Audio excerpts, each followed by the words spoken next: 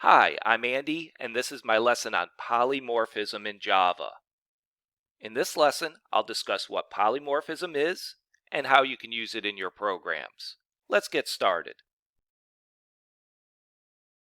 In the last lesson, we added several new subclasses to our online store project. Here's the inheritance tree that describes all the classes in our project and the relationships between them. Now let's use those classes by presenting a simple menu to our user that asks them which item they would like to buy and how many they would like to buy. To keep things simple for now, let's suppose our store only offers 4 items for sale: a drill, a book, an audiobook, and Oreos. This code here creates the 4 items for sale. This code asks the user which item they would like to purchase and stores their input in choice. And then this code here asks the user how many they'd like to buy and stores that information in a variable called quant. Once the user makes their choice, we need to tell the user about that product and then tell the user its cost. We'll do that with a series of if-else statements. This code works, but notice how much repeated code we had to use. Repeating code in different places within a program is always a bad idea. It makes your program longer than it needs to be and much harder to modify in the future. To fix this problem, let's start by declaring a reference variable called selectedItem right before the if-else block. We'll figure out the class for this reference variable later, so let's just use question marks for it for now.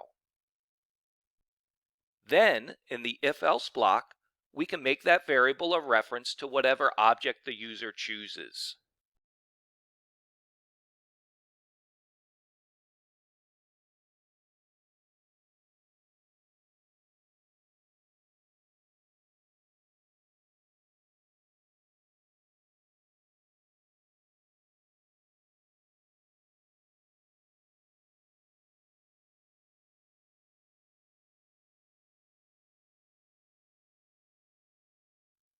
Notice that in the final else, we'll assign that reference to null since the user did not make a valid selection.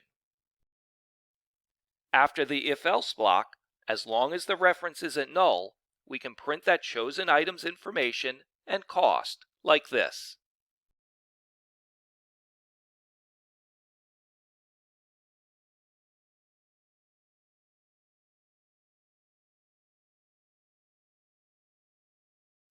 Obviously, this is much better. The lines of code that were repeated throughout our if-else block are now in one location, right here, making our code much shorter and easier to manage.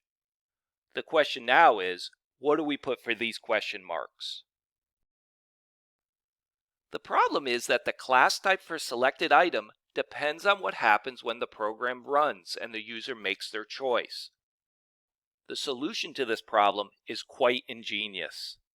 The key is to remember that audiobooks, books, and grocery store items all inherit, either directly or through their parent, from the store item class. In other words, each of those things is a store item, albeit a special type of store item. Since selected item will definitely reference some type of store item object, we can put store item as its class. This is an example of polymorphism. Polymorphism literally means many forms. It's the ability of a parent class reference to refer to any child class object. You're using polymorphism whenever you refer to child objects more generically as a member of a parent class.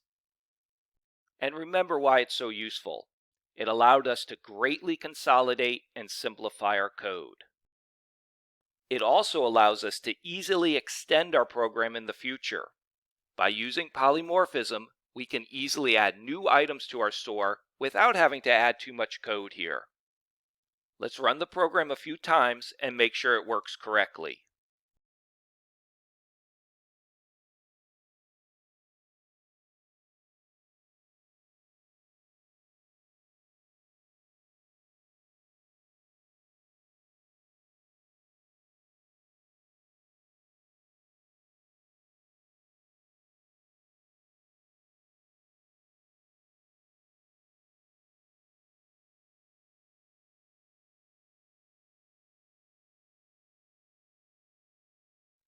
Okay, another key aspect of polymorphism has to do with this bit of code right here, when we invoke a method on our polymorphic reference variable.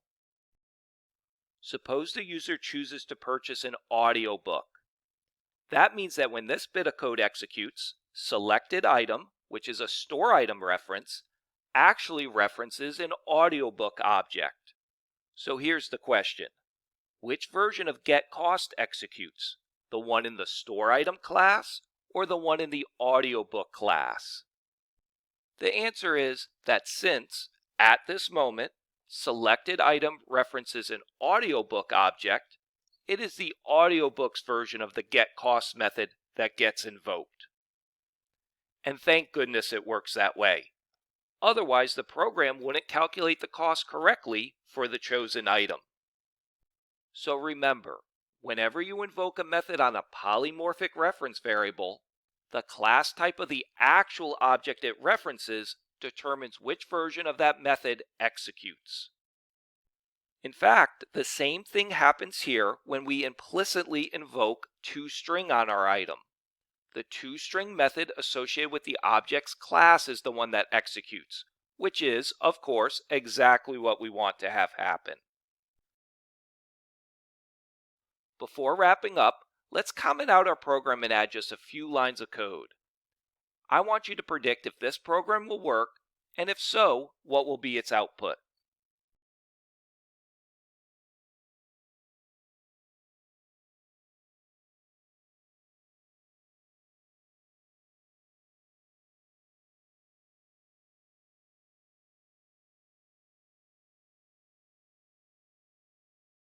So this line of code is just fine. This is polymorphism. We're declaring a reference to a store item and using it to point to a book object. This works because all books are store items. The opposite is not true. All store items are not books. That's why this line of code gave us an error. So the rule here is this. The reference type on the left here must either be the class of the actual object you end up creating on the right, or a class that is farther up the inheritance tree, a parent, a grandparent, etc. That's because child classes inherit all their parent class's methods and are therefore guaranteed to be able to respond to any parent class method invoked on it. You can't do the opposite, however. You can't put a child class on the left and its parent class on the right. That's because parent classes do not inherit methods from their child classes. Now suppose we change our code to this. First, we assign the item variable to a book object and explicitly invoke toString on it. Then we assign it to a grocery store item object and again invoke toString on it. Let's see if this works. Once we assign a polymorphic variable to one type of object, can we assign it to another?